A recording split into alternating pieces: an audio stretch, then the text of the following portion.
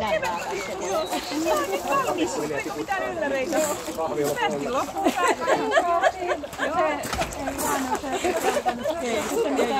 Tämä oli ihan positiivista. Ei varmaan. Valarinkin mä tiesin, että se vanha huonekalassa sitten se rääkättiin niin kovaa ja suutamaan sille. Se jäi ylös vielä. Joo, niin kuin siinä se jää tosiaan. Tässä saa tippua sinne alas. Osasin unohtaa. Hyvä. No jos me katsotaan mitä me on tänne ruksiteltu, niin ensimmäinen täällä on koiran toimintakyky. Miten se näitä tehtäviä täällä rohkeasti itsenäisesti katsoo ottaa, niin. No kyllä siellä sitä kuitenkin vähän tarvii ihmisen tukea ja niin tuo pimeässä se liikkuu, ne viimeiset metrit on vähän silleen, tarvitsee pikkusen sinne apua ja kelkalletta, niin vähän silleen, että no hei. Mutta kyllä siellä nyt kuitenkin plussan puolella me ollaan +1 tää pienempi kohtuullinen. Terävyys, aggressiiviset reaktiot ja miten lähtee aggressiolla itseänsä niin puolustamaan tuossa seinällä. Pienen hetken ajattelin, että se saattaisi jotain sanoa, mutta sieltä rupesi tulee kaiken näköisiä rauhoitteluja silleen ja ihan ymmärkäisen, että hän ei lähde tähän, koska mamikaan ei ole, niin kahdestaan me pärjätään näillä rauhoittelevilla jutuilla ja niinhän me pärjättiin. +1 B-koira, joka ei ole lainkaan terävyyttä. No puolustushalu. Vähän aikaa kun siinä kanssa, sieltähän tulee jo ihan kunnon kirosanoja sitten ja silloin kyllä ihan idea siinä, mutta se, että sen ei mennä sinne suurelle saakka kuitenkaan, eli se oikeastaan se paras mahdollinen +3 kohtuinen hilli. Ei auta silloin vähän aikaa. Ja se mikä on parasta, niin sille ei tosiaan jää mitään äänet siitä, että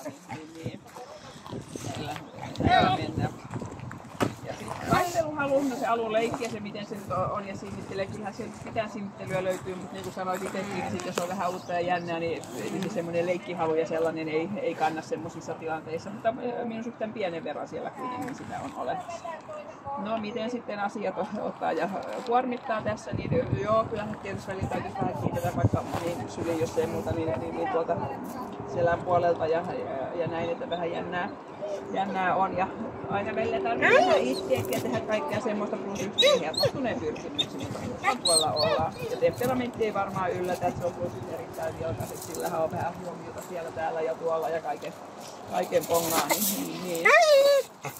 Kovuudeltaan koira on +1 hieman pehmeä, hyvin se muistaa, tietysti se on hirveän iso reaktio tosta, mutta ja vähän jarruttelee, mutta ei se niin totaalisesti jarruja lyö, mutta se on jo siellä vähän alarajalla.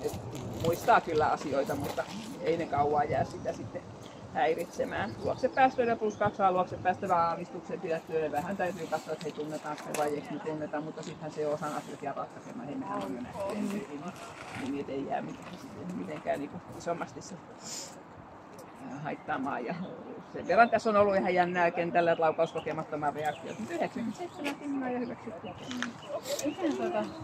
Mä oon niinku miettinyt, mikä tässä on vialla tai... Joo, no siellä on varmaan sitä temperamenttia ja sitten ne hermotaan välillä vähän taas. Niin, mä mietin, että onko se hermos vai mikä se on. Joo, no se on varmaan vähän semmoinen, sä kuormitat vähän itseä sillä, että sä keräät vähän kaiken näköistä informaatiota ympäristöön ja sitten siellä on kuitenkin sitä puolustushalua ja muita tällaistakin, että siellä on, niin sä sanoit, on suurien tunteiden mieltä aika ajoin.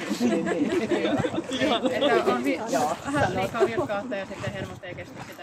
Niin, siellä on vähän enemmän ehkä ominaisuuksia kuin mitä kaikilta osin sitten. Ja just noita puolustusjuttuja sellaisiakin, että siellä joo, se meidän kaavakkeella se on siellä kohtuun, mutta kyllähän se reaktio on jo hetken aikaa ihan suurtakin. Niin. Joo.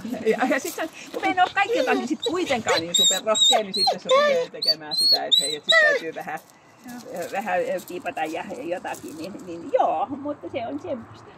Niin, se on vähän sellaista. Se on semmoinen kompo. Kiitos.